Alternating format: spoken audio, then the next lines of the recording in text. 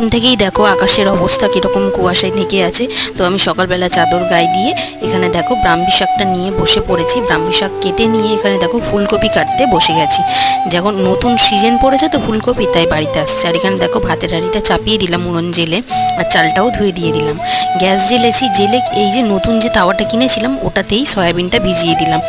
আর এই যে ফুলকপি, আলু, কচু আর এই পটল আর এই যে শাক সব কিছু কেটে নিয়েছি, ওটা দিয়েই আজকে তরকারি হবে। পটল ভাজাটা বসিয়ে দিয়েছি। রাধে রাধে বন্ধুরা, তোমরা সবাই কেমন আছো? আশা করছি সবাই খুব ভালো আছো। আমার নতুন ব্লগে তোমাদের সবাইকে স্বাগত জানিয়ে আজকের দিনটা কিন্তু শুরু করে দিয়েছি অলরেডি। তো চলো, ভাত কিন্তু হয়ে গেছে, তাই ভাতটা এখানে নামিয়ে নিয়েছি। এবার কিন্তু ভাতটা তুলে দেবো। ভাতের হাঁড়িটা তুলে নিয়ে এখানে দেখো সাজিটা চাপা দিয়ে নিয়েছি। আর দুপুরবেলা দুজনে মিলে খেতে বসে গেছি। ব্রাহ্মী শাক ভাজা, পটল ভাজা, আর দুপুরে যে সয়াবিন, আলু, ফুলকপি দিয়ে তরকারি করেছিলাম সেটা দিয়েই ভাতটা খেয়ে নিলাম। আজকের মতো তো আমার ব্লগ এতটুকুই। তোমাদের কেমন লাগলো জানিও। আর আজকের মতো টাটা।